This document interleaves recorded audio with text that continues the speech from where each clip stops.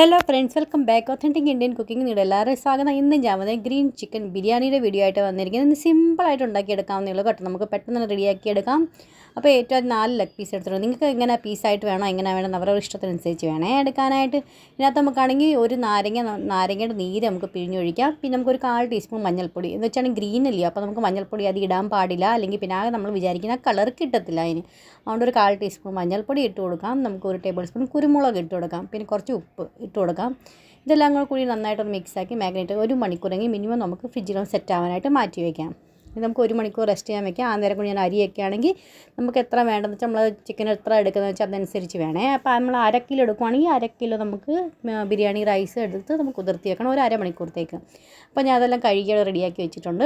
ഇനി നമുക്കൊരു mixie jar എടുക്കാം. അതിനകത്ത് നമുക്കാണെങ്കിൽ 1 കപ്പ് 100 ഗ്രാം നമുക്ക് പാലക്കിൻ്റെ ഇല നമുക്കൊന്ന് ബ്ലാൻഡ് ചെയ്ത് എന്ന് വെച്ചാണെങ്കിൽ ചൂടുവെള്ളത്തിൽ നമുക്കൊന്ന് ഇട്ട് 1-2 മിനിറ്റ് ഒന്ന് വെച്ച് കഴിയുമ്പോഴത്തേക്ക് നന്നായിട്ട് സോഫ്റ്റായി വരും.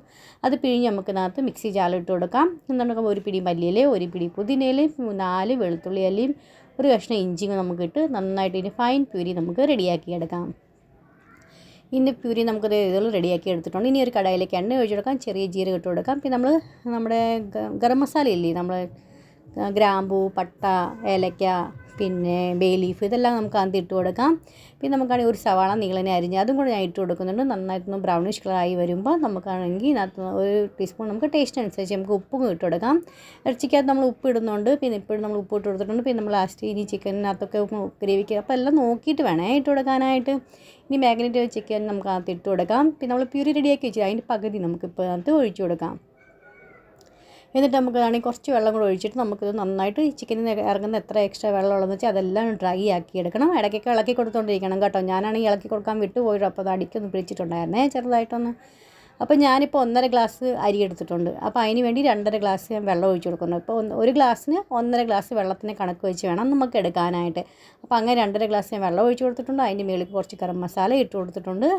നമുക്കാണെങ്കിൽ ഇതൊന്ന് അടച്ച് ഒരു തള വരുന്നേരം നമുക്കൊന്ന് വെയിറ്റ് ചെയ്യാം. പിന്നെ നമ്മൾ അരി കുതിർത്തി വെച്ചില്ലേ, അതിൽ നിന്ന് വെള്ളമൊക്കെ എക്സ്ട്രാ എല്ലാം മാറ്റി കളയണം. എന്നിട്ട് നമുക്ക് ഈ അരി അകത്തോട്ട് ഇട്ട് കൊടുക്കാം. ഇത് നന്നായിട്ടൊന്ന് ഇളക്കി ഉപ്പൊക്കെ നോക്കണേ. അതിന് മുന്നേ ഇച്ചിരി ഉപ്പ് മുന്നിട്ട് നിൽക്കുന്ന രീതി വേണം ഇട്ട് കൊടുക്കാനായിട്ട്.